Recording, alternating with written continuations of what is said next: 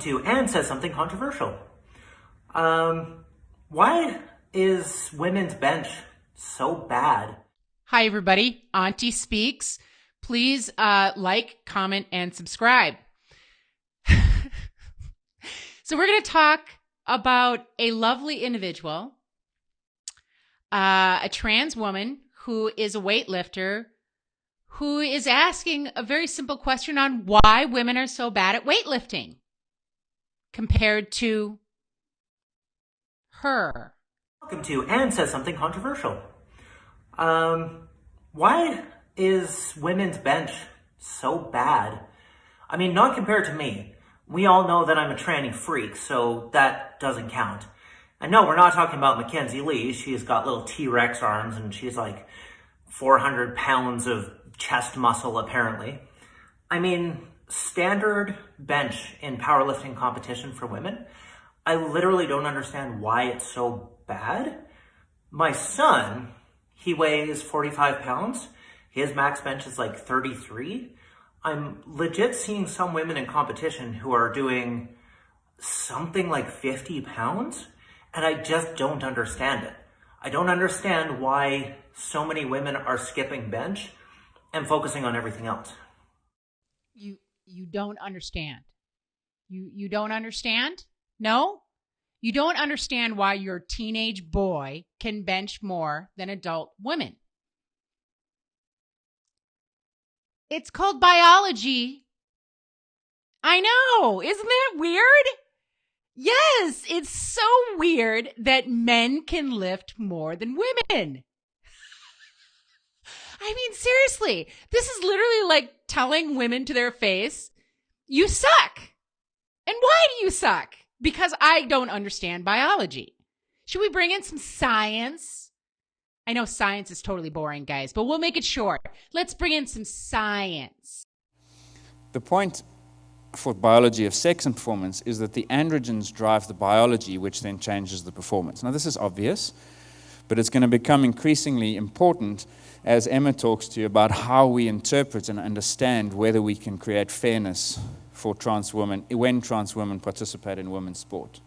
So the sequence is testosterone and its family members drive biology, which creates performance, and that's the separation you see on that slide. Does that make sense? Men and women are different. Testosterone during puberty creates everything different. Men and women are different. I mean, literally in today's world, it is like shocking to half the people of the earth that men and women are different and that men are stronger and have an advantage in sport. How much of advantage? Let's see. Now, when we get to adulthood, we see very significant differences. Again, that's grip strength shown here on the y-axis as a function of time. They make these people pull for 15 seconds as hard as they can. And you can see very clear differences, again, between male and female, very large differences in the upper body. The consequence of that is that the very strongest woman, shown here by the dashed red line, I think you can see hopefully the cursor there, that's the strongest woman, and they correspond to about the 33rd percentile of men. The strongest woman is basically equivalent to 30% of the weakest men. Are you getting it? Is this sinking in? This is what it looks like in that particular study. Of their women, a subset of them were actually elite athletes who participated in judo and handball. Now, if you had two sports that need grip strength, these would be them. So you're asking what an elite female athlete in a hand grip strength sport looks like, and you will notice that an untrained male still has an advantage in hand grip strength compared to an elite trained female in a sport where hand grip strength matters. Significant differences. This is a table and the next slide, and I'm not going to go through them because it almost makes the point. There's so many of these biological differences. These attributes we know contribute to performance.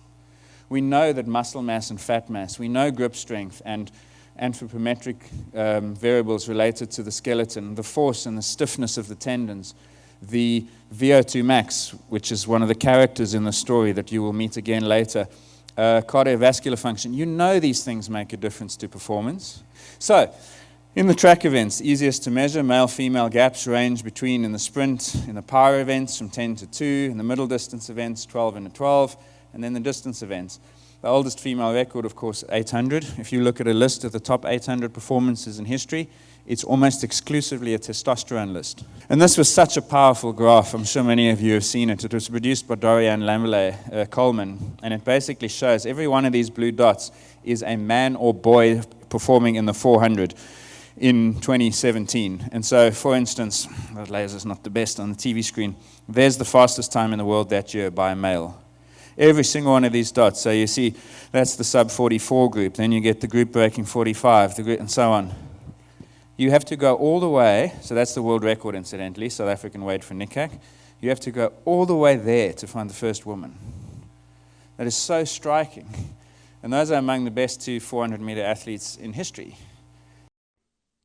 Yeah, do we need more proof? I think the last graph you showed was the best, where you see the world record, and then you put little dots on there for all the men and boys who competed in the 400-meter race. The best women of all time are like in the middle of the pack, closer to the end. Got it? In 2023, we literally have to tell people 2 plus 2 equals 4. Yes. Why does this matter to me? I'm going to link at the end here another video that I did about trans women in sports and why do I care? Well, my entire younger life was defined by sports. I loved sports. I loved it. And I'm a Title IX baby. If you don't know what a Title IX baby is, I am the generation, or basically the first generation, who was able to take advantage of Title IX. And Title IX basically said you had to have equality for men's sports and women's sports. That allowed women to play sports, and it defined my life, and it made me a different person than I would be if I was not able to play sports. And if men, whether they identify as a woman or not, are allowed to play in women's sports, that will destroy women's sports. The end. That's it. So I'm going to wrap this up with the Babylon Bee. If you guys don't know the Babylon Bee, please check it out. They are awesome. They made a spoof of what the trans ideology, the argument that they're making. This is awesome. Here we go with the Babylon Bee.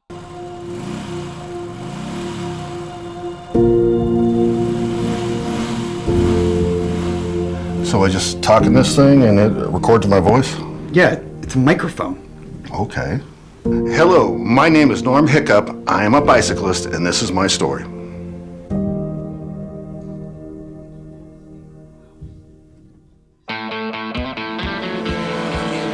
Everyone knew the name Norm Hiccup in the motorcycle world.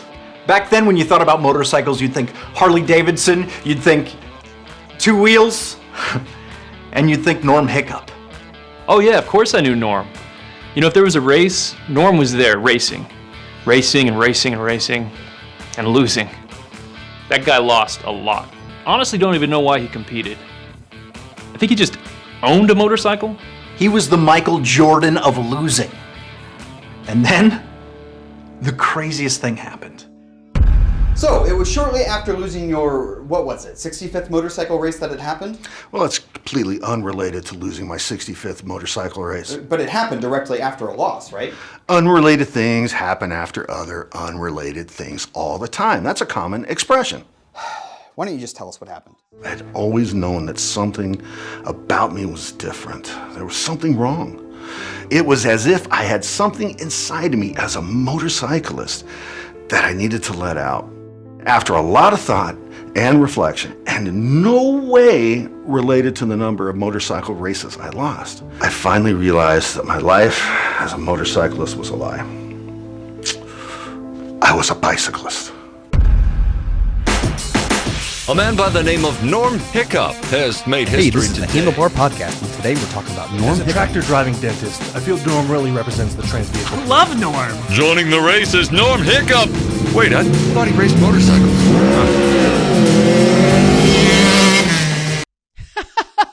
I love the Babylon Bee.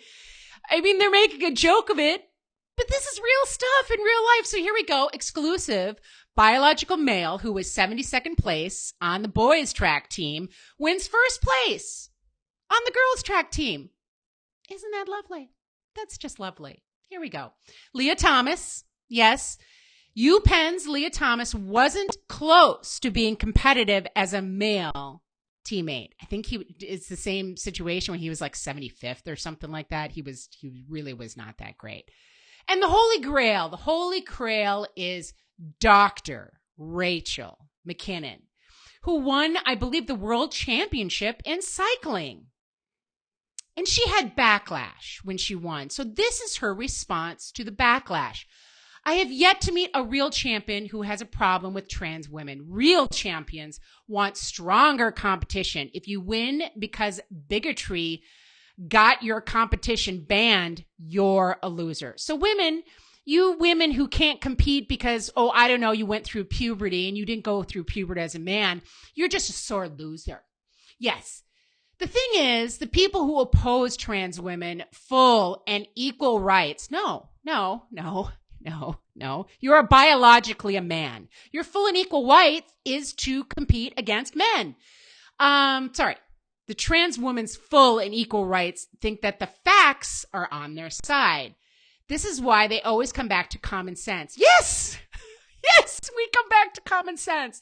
That is not an argument. Oh yeah, common sense is totally not an argument, loves. We got to call you loves. It's the last refuge of the ignorant. It means you've already lost. Yes. When a man walks onto a track, onto a bike, onto a swimming pool, the women have already lost. That is not fair. You lefties always want everything to be fair. It's not fair. Okay, guys, like, comment, and subscribe. It helps me out quite a bit. I'll see you in the next.